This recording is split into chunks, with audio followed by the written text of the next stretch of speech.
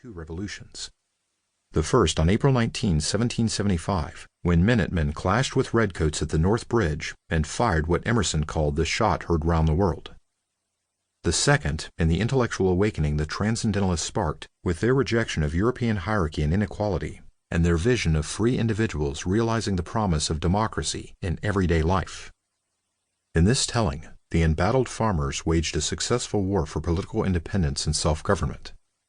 Their heirs in the 1830s and 1840s built on that achievement with an intellectual campaign to liberate American minds. The Transcendentalists thus extended what the Minutemen began, and their idealistic legacy has posed a vital challenge to our culture ever since. That story misses a profound transition in American life. The revolutionary generation fought for collective ends. It defended the rights of towns and provinces to tax and govern themselves, and it founded a republic on the duty of citizens to serve the public good. In New England, the ideology of civic republicanism merged with Puritan traditions to emphasize the interdependence of individuals and families within a common way of life.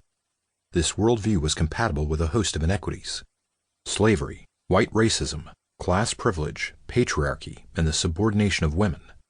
And it was never without challenge, especially by libertarian arguments in favor of free markets and the right of individuals to pursue their own interests, whether in business or in religion.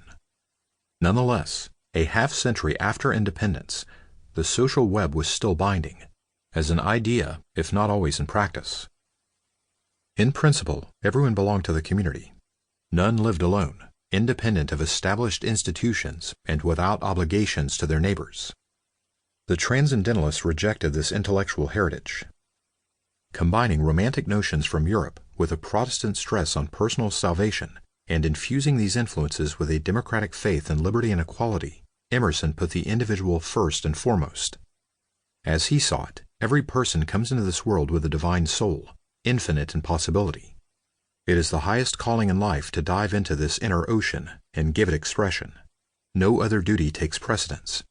Not the demands of elders, not the claims of church or state, not the obligation to be useful to society. An institution is merely the lengthened shadow of one man. Emerson's purpose was to break the hold of ancient traditions and involuntary associations, so that every person could take the journey of self-discovery and be an inspiration to others along the way.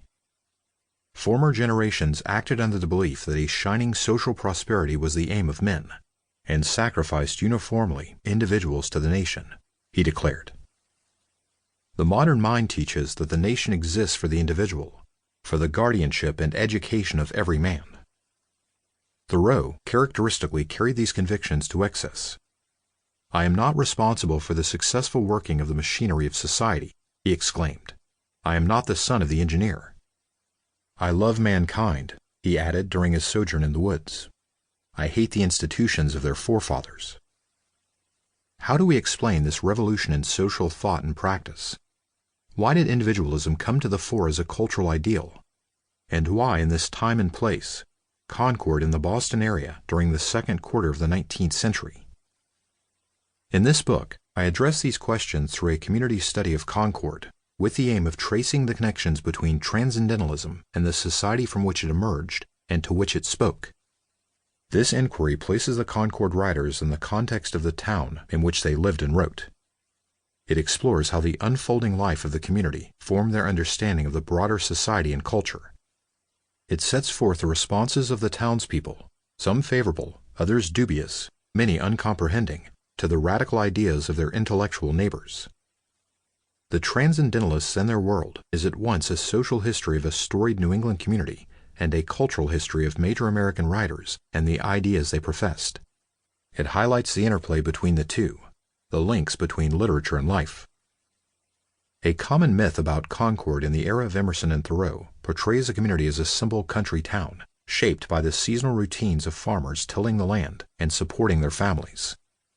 Though the town lay along two rivers, it lacked sufficient water power to drive large-scale manufacturing, and so the Industrial Revolution passed it by. Supposedly remote from the progress of the age, Concord retained an agrarian landscape, formed by generations of mixed husbandry since the beginnings of English settlement back in 1635. An attractive blend of gardens and cornfields, meadows and pastures, woodlands and orchards. The slow